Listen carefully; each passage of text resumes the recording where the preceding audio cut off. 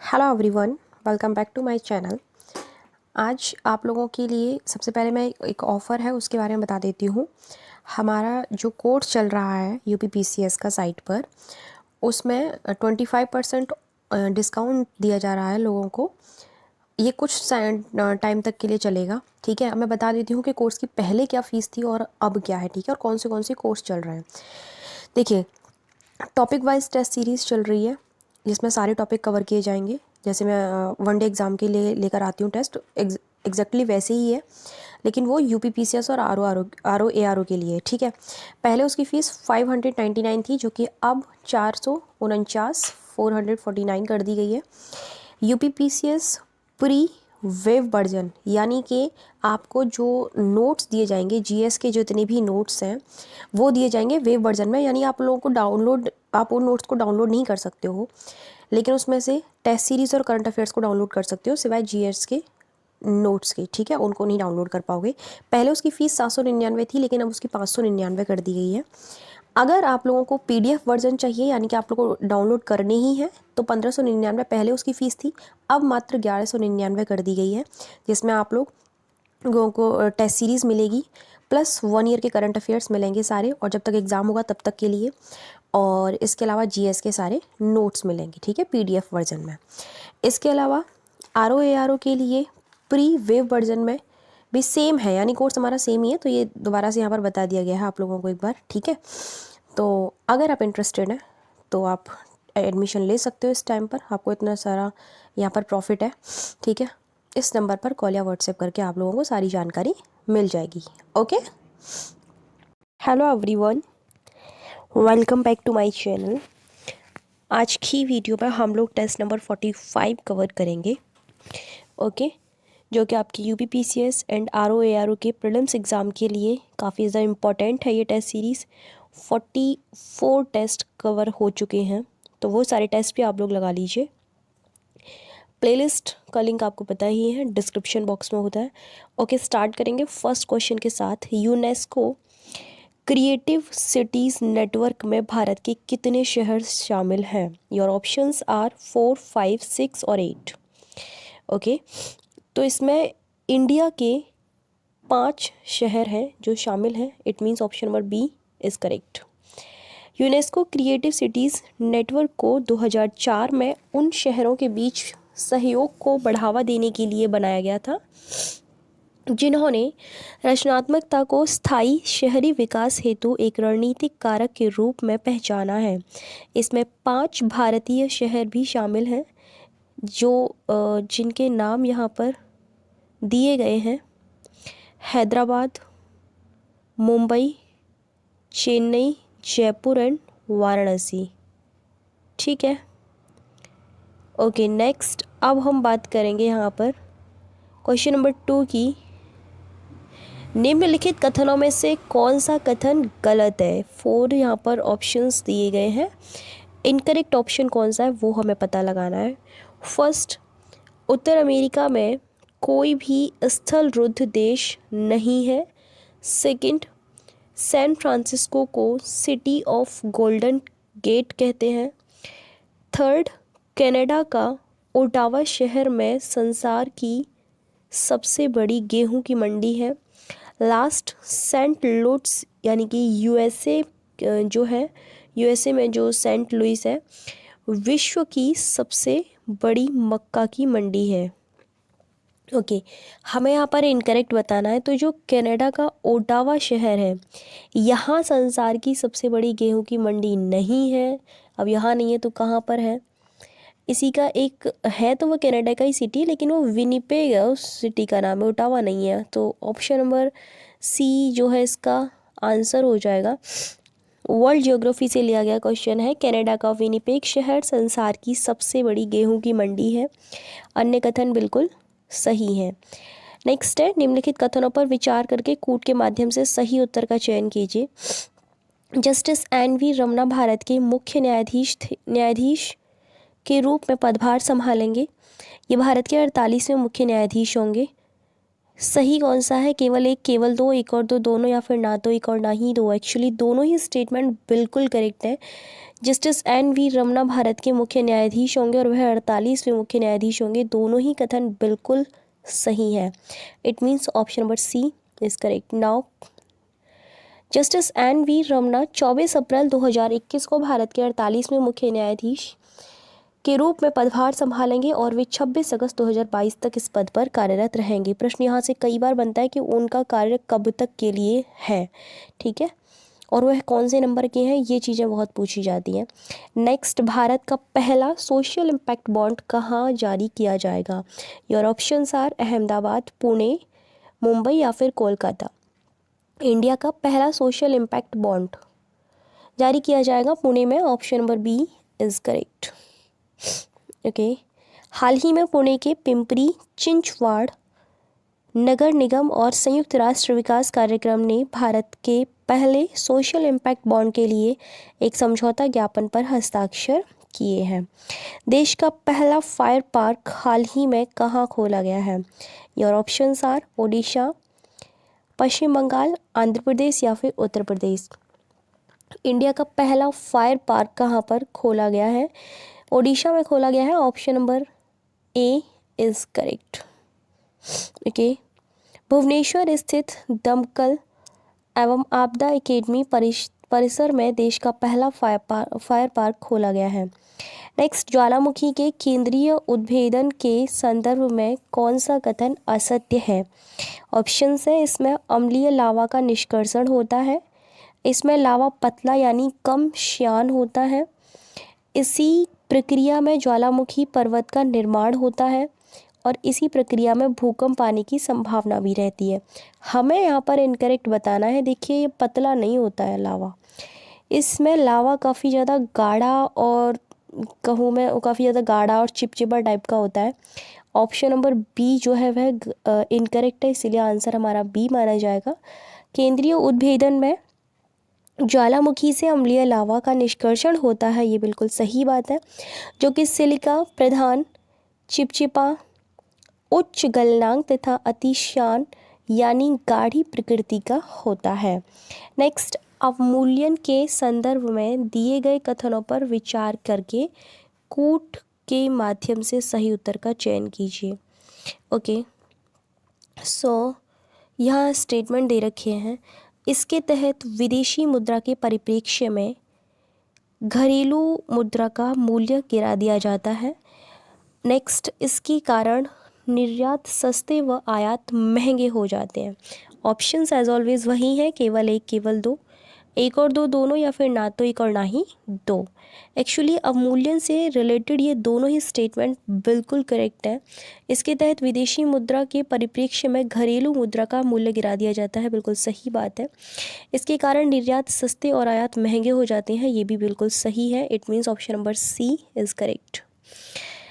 सो economy से लिया गया क्वेश्चन है, अवमूल्यन के तहत सरकार या मौद्रिक प्राधिकरण द्वारा विदेशी मुद्रा के परिप्रेक्ष्य में घरेलू मुद्रा का मूल्य गिरा दिया जाता है। मुद्रा के मूल्य में कमी लाने से निर्यात सस्ते व आयात महंगे हो जाते हैं। ओके, ऐसी चीज़ों में मोस्टली कंफ्यूज हो जाते हैं हम लोग फैक्ट में, तो इनको रट लिया करिए मेरे हिसाब से, तो और कोई रास्ता नहीं होता इन चीज़ों का।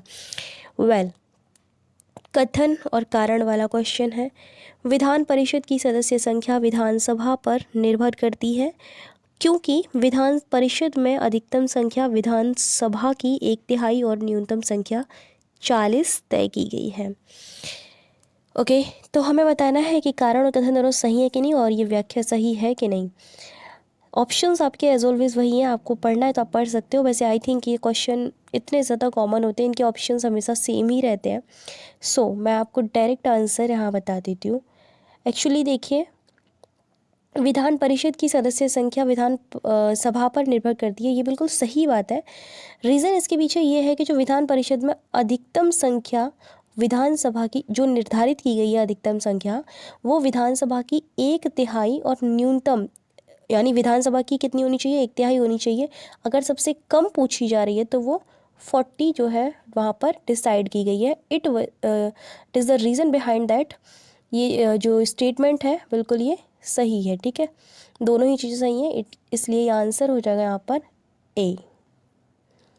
पॉल साइंस से लिया गया क्वेश्चन है, विधान परिषद में अधिकतम संख्या विधान सभा की 1/3 और न्यूनतम संख्या 40 तय की गई है, अर्थात परिषद की सदस्य संख्या विधानसभा पर निर्भर करती है। इसके सदस्यों का कार्यकाल अगर पूछा जाता है तो वह 6 ईयर का होता है। ओके, नेक्स्ट 78वें गोल्डन पढ़ दिया मैंने इसको, गोल्डन ग्लोब अवार्ड्स में किस फिल्म को बेस्ट पिक्चर ड्रामा श्रेणी में पुरस्कार के लिए चुना गया है? Your options are the Crown, Schitt's Creek, या फिर नोमैडलैंड, या फिर the United States versus Holiday. Okay, so वह कौन सी फिल्म है ये आंसर करना है, that is Nomadland. It means option number C is correct. Okay, 78वें गोल्डन ग्लोब अवार्ड्स में फिल्म नोमैडलैंड को बेस्ट पिक्चर ड्रामा श्रेणी में पुरस्कार के लिए चुना गया है। इस फिल्म के निर्देशन के लिए क्लोई जाओ को बेस्ट डायरेक्टर का खिताब मिला है।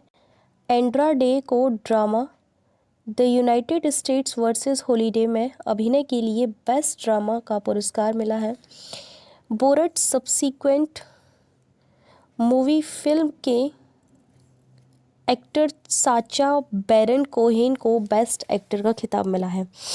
ओके, नेक्स्ट है, हाल ही में उत्तराखंड के मुख्यमंत्री ने किसको राज्य का नया प्रशासनिक मंडल घोषित किया है? Your options are Ranikhet, Mussoorie, Gairsain, या फिर हरिद्वार। ठीक है, तो गैरसैंण को नियुक्त किया है, घोषित किया है, मतलब option number C is correct. हाल ही में उत्तराखंड के मुख्यमंत्री ने गैरसैंण को राज्य का नया प्रशासनिक मंडल घोषित किया है। इसके साथ ही कुमाऊं और गढ़वाल के बाद यह उत्तराखंड का तीसरा मंडल बन गया है। ओके, नेक्स्ट है क्वेश्चन, हाल ही में जारी इनोवेशन इंडेक्स 2021 में भारत का कौन सा स्थान है? योर ऑप्शंस आर 30, 40, 50 और 60। तो देखिए, इंडेक्स बहुत ज़्यादा इम्पोर्टेंट होती हैं एग्ज़ाम्स के लिए।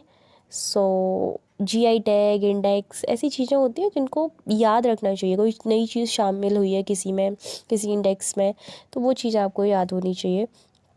ओके, फिलहाल आंसर करते हैं इस क्वेश्चन का।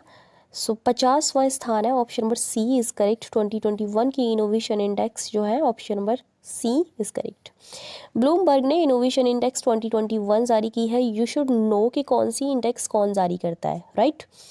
इस इंडेक्स में भारत दुनिया में इनोवेशन यानी कि नई खोजों के मामले में, innovation you know very well means to से नवाचार, कि आप क्या इनोवेटिव कर सकते हो, मामले में 50वें स्थान पर है।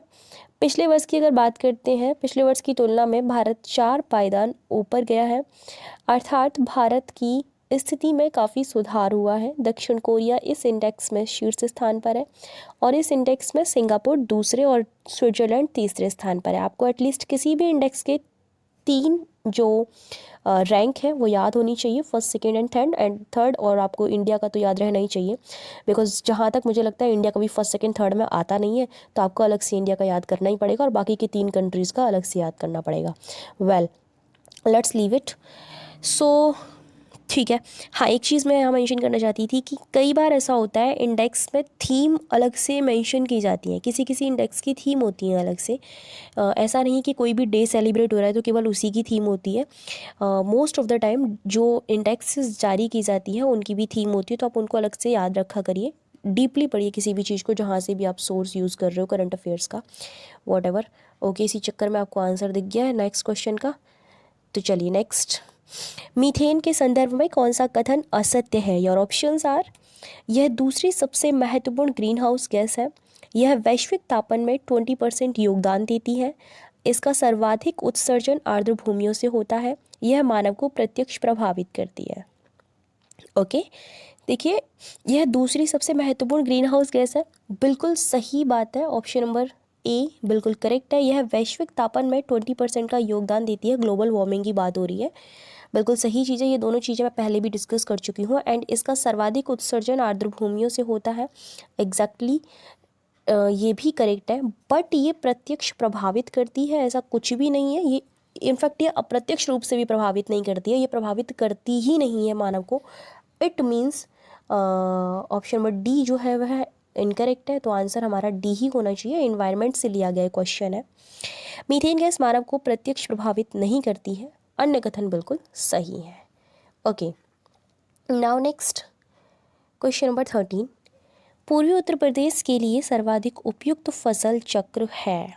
ओके, ऑप्शन दे रखे हैं फसल चक्र के बारे में। धान, मक्का, गेहूँ, मक्का, धान, गेहूँ, गेहूँ, मक्का, धान एंड मक्का, गेहूँ, धान। कैसा लगा मेरा ये ऑप्शंस को पढ़ना? लगा ना एकदम इरिटेटिंग टाइप्स, कुछ समझ में आया नहीं आया? इसीलिए मैं ऐसे जो होते हैं ऑप्शंस उसको पढ़ती नहीं हूँ मैं। बट आप लोग ध्यान दे लिया करिए, ऐसा नहीं है कि पढ़नी ही नहीं है, पढ़िए। वेल ठीक है, जो करेक्ट आंसर है इसमें यानी कि जो फसल चक्र है एक्चुअली वो है धान, मक्का एंड गेहूँ। Okay, it means option number A is correct. Agriculture से लिया गया क्वेश्चन है। पूर्वी उत्तर प्रदेश के लिए सर्वाधिक उपयुक्त फसल चक्र जो है वह धान, मक्का, गेहूँ का है। वेल नेक्स्ट क्वेश्चन है, सही जो है सुमेलित कीजिए और इसके बाद इनको हमें कोड के माध्यम से सही उत्तर का चयन भी करना है। काफ़ी दिनों बाद ये क्वेश्चन आया जहाँ तक मुझे लग रहा है। वेल देख लेते हैं क्या है ये क्वेश्चन। आंसर नहीं दिखना चाहिए, बस आपको, ये मेरा एक एम रहता है कि आप लोगों को आंसर दिखना नहीं चाहिए, है ना। वैसे ये फालतू का ही एम है, दिख जाए या ना दिख जाए बात तो एक ही है। कोई नहीं, क्वेश्चन है, मात्रक दे रखी है और उनकी इकाई दे रखी है, हमें यहाँ पर मैच करना है सबसे पहले, उसके बाद नीचे ऑप्शंस है, तब देखते हैं क्या है। ठीक है, आप लोग तो खुद को टेस्ट करते होंगे ना, आंसर दिखना नहीं चाहिए, ये बात सही है। सो देखिए, सबसे पहले जल प्रवाह, ठीक है, किसका मात्रक है ये हमें यहाँ पर पता करना है। तो जल प्रवाह जो है वह क्यूसेक का मात्रक है। इट मीन्स ए का 4 होना चाहिए, राइट। जहाँ तक है इसी से आपको आंसर पता चल गया होगा। तो पदार्थ की मात्रा जो है किसका मात्रक है, तो ये है मोल का, इट मीन्स 3, ठीक है। And Jyoti, flux, lumen and बात करेंगे किसकी, कोणीय वेग की, फर्स्ट से लग जाएगा। आपको पता ही है आंसर यही है क्योंकि एक ही में था पहले का 4। Option number D should be correct, yes. Physics से लिया गया क्वेश्चन है, जल प्रवाह क्यूसेक का है, पदार्थ की मात्रा मोल का है, ज्योति फ्लक्स जो है वह ल्यूमेन का है एंड कोणीय वेग रेडियन का है। एक सेकेंड, यस सही है। नेक्स्ट, आम, आंवला, फिर से दिख गया आंसर, आम, आंवला, आलू और गेहूँ। आलू उत्पादन और गेहूँ, उपयुक्त में से किसके उत्पादन में उत्तर प्रदेश प्रथम स्थान पर है? ठीक है, ऑप्शंस केवल 1 और 2, 2 और 3, या फिर 3 और 4, या फिर 1, 2, 3, 4, यानी कि इन चारों के ही उत्पादन में हमारा यूपी फर्स्ट नंबर पर है, राइट। सो डेफिनेटली बिल्कुल सही बात है ये, option number D is correct. ये चारों ही ऐसी चीज़ें हैं जिनमें हमारा यूपी फर्स्ट नंबर पर है इनके उत्पादन में। Option number D is correct. Okay next, किस राज्य ने हाल ही में 1 स्कूल 1 IAS कार्यक्रम शुरू किया है? Your options are Andhra Pradesh, Bihar, Kerala and Uttar Pradesh. उस राज्य का नाम है केरल, ठीक है, जिसका लिटरेसी रेट सबसे ज़्यादा है। Option number C is correct. हाल ही में केरल के राज्यपाल द्वारा राज्य के मेधावी और आर्थिक रूप से कमजोर वर्ग के तकरीबन 10,000 छात्रों को सिविल सेवाओं और अन्य प्रतियोगी परीक्षाओं के लिए मुफ्त कोचिंग प्रदान करने हेतु 1 स्कूल 1 IAS कार्यक्रम की शुरुआत की गई है। राज्य का नाम याद रखना। नेक्स्ट, भारत में कौन कोविड-19 वैक्सीन प्राप्त करने वाले पहले व्यक्ति बन गए हैं? ऑप्शंस है प्रमोद कुमार, मनीष कुमार, सुनील कुमार एंड अशोक कुमार, ठीक है। तो देखिए उनका नाम है Manish Kumar, option number B is correct. 16 जनवरी 2021 की बात हो रही है, यहाँ पर ओल्ड क्वेश्चन है क्योंकि ये करंट से लिया गया क्वेश्चन है, ठीक है। 16 जनवरी 2021 को PM मोदी ने देशव्यापी टीकाकरण अभियान को हरी झंडी दिखाई, जिसके बाद दिल्ली में स्वच्छता कार्यकर्ता मनीष कुमार भारत में कोविड-19 वैक्सीन प्राप्त करने वाले पहले व्यक्ति बन गए। मनीष कुमार को दिल्ली के एम्स में इंजेक्शन दिया गया था, ओके, ठीक है। नेक्स्ट है आंसर दिखने के चक्कर में मेरा कुछ भी मैं गलत बोल देती हूँ। निम्नलिखित युग्मों में से कौन सा सही सुमेलित नहीं है? लौह अयस्क क्षेत्र दे रखे हो और अवस्थिति दे रखी है, ठीक है, कहाँ पर ये अवस्थित है? फर्स्ट है आपका गुरु महिसानी जो कि ओडिशा में है, नोपा मंडी छत्तीसगढ़ में है, सलेम तमिलनाडु में है, और डल्ली राजहरा जो कि छत्तीसगढ़ में है। जी बिल्कुल सही बात है, सारे ही सही हैं, लेकिन ये सही नहीं है, झारखंड में है ये। ऑप्शन नंबर बी जो है हमारा आंसर होगा। सिंहभूमि जिले में नोपा मंडी भारत का एक प्रमुख लौह अयस्क क्षेत्र है जो कि झारखंड में स्थित है। नेक्स्ट है, निम्नलिखित पर विचार कीजिए और कोड के माध्यम से सही उत्तर का चयन कीजिए। एनवायरनमेंट से लिया गया क्वेश्चन है। कीस्टोन प्रजाति की अवधारणा जीव विज्ञानी रॉबर्ट टी पेन द्वारा पेश की गई थी। एक से अधिक जातियों का समूह जो एक स्थान पर क्या करता है, निवास करता है, रहता है, वह जैव समुदाय कहलाता है। ऑप्शंस है केवल एक, केवल दो, एक और दो दोनों, या फिर ना तो एक और ना ही एक, दो। ओके, दोबारा से आप स्टेटमेंट्स पढ़ सकते हो और फिर आंसर आप अपना लगा सकते हो। एक्चुअली कीस्टोन प्रजाति की अवधारणा जीव विज्ञानी रॉबर्ट टी पेन द्वारा पेश की गई थी, बिल्कुल सही बात है ये। और एक से अधिक जातियों का जो समूह होता है वह एक ही स्थान पर जो रहता है उसको हम समुदाय या फिर कम्युनिटी कह सकते हैं। ऑप्शन नंबर बी जो है, स्टेटमेंट नंबर बी, ये भी करेक्ट है। सो आंसर हो जाएगा हमारा सी। ओके, ठीक है, ये इकोनॉमी यहाँ गलत लिख गया है, एनवायरनमेंट से लिया गया क्वेश्चन है ये, ठीक है, कोई बात नहीं। नेक्स्ट, वह मुद्रा जिसमें शीघ्र पलायन कर जाने की प्रवृत्ति होती है, कौन सी होती है वह मुद्रा? Hard currency, hot money, soft currency, या फिर प्लास्टिक मनी? ओके, तो हॉट मनी होती है वह मुद्रा। Option number B is correct. वह मुद्रा जिसमें शीघ्र पलायन कर जाने की प्रवृत्ति होती है गर्म मुद्रा या फिर हॉट मनी कहलाती है। जिस स्थान पर लाभ मिलने की संभावना अधिक होती है उसी स्थान पर वह यह स्थानांतरित होती है। नेक्स्ट है, निम्नलिखित युग्मों में से कौन सा असत्य है? यहाँ पर कुछ बैंकों के नाम दिए गए और उनकी स्थापना के वर्ष दिए गए हैं, हमें यहाँ पर इनकरेक्ट बताना है। IFCI बैंक 1948 में स्थापित हुआ था, IDBI 1964 में, सिडबी 1990 में, एंड नाबार्ड जो है 1986 में। बहुत ही इजी सा है और सबसे जो इजी ऑप्शन है यानी कि जो सभी को याद रह सकता है वो ही यहाँ पर इनकरेक्ट किया गया है, तो होपफुली आपको पता चल ही गया होगा। Option number D is correct answer of this question because this is incorrect. Actually ये 1982 में इसको एस्टेब्लिश किया गया था। ऑप्शन नंबर डी आंसर होगा। देख लेते हैं एक बार। IFCI यानी कि भारतीय औद्योगिक वित्त निगम, इसकी स्थापना हुई थी 1948 में। IDBI भारतीय औद्योगिक विकास बैंक, स्थापना 1964 में। सिडबी, एक सेकेंड, यस, सिडबी भारतीय लघु उद्योग विकास बैंक, ठीक है, इसकी स्थापना हुई थी 1990 में। नाबार्ड की बात आती है, राष्ट्रीय कृषि और ग्रामीण विकास बैंक, इसकी स्थापना 1982 में हुई थी। Hopefully you know very well what is the full form of NABARD. Well, national bank for agriculture and rural development, okay, this is the full form of NABARD. Next है, निम्नलिखित में से कौन सी जनजाति सोनभद्र में निवास करती है? योर ऑप्शंस आर बैगा, पटारी, भुइया एंड उपरोक्त सभी। जनजातियों के नाम बड़े फ़नी होते हैं। वेल, आंसर देखते हैं इसका क्या है। कौन सी जनजाति है जो सोनभद्र में निवास करती है? सारी हैं क्या? सारी ही हैं। ये तीनों ही जनजातियां हैं जो कि सोनभद्र में निवास करती हैं। आंसर डी हो जाएगा इसी वजह से हमारा, ठीक है। बैगा, पटारी, भुइया, चेरो, पांखा व पानिका आदि जनजातियां सोनभद्र में निवास करती हैं।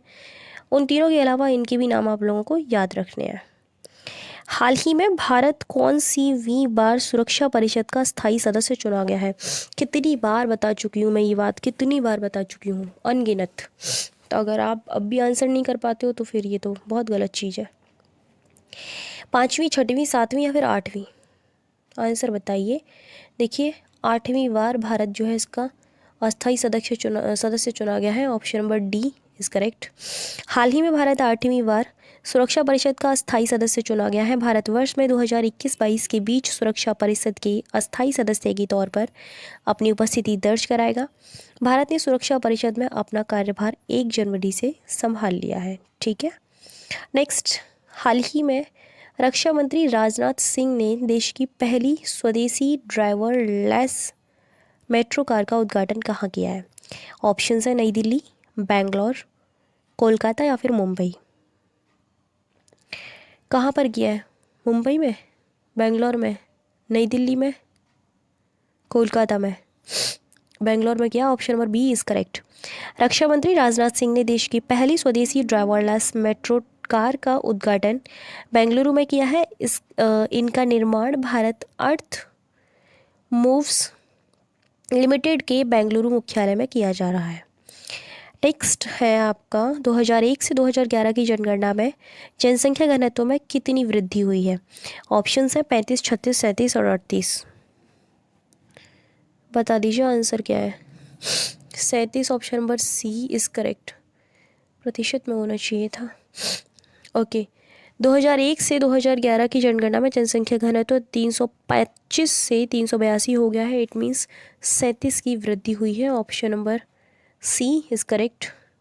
वेल, 25 क्वेश्चंस कंप्लीट हो चुके हैं एंड 45 टेस्ट कंप्लीट हो चुके हैं। ठीक है, सो लगा लीजिए, बहुत ही अच्छे क्वेश्चन है। As I am telling you, बहुत ज़्यादा हेल्प करेंगे आपकी ये।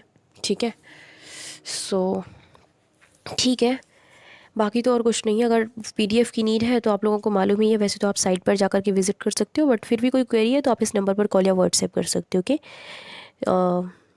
Okay, thank you so much for watching my video. मिलते हैं नेक्स्ट वीडियो में, तब तक के लिए आप लोग ख्याल रखिए अपना और दूसरों का।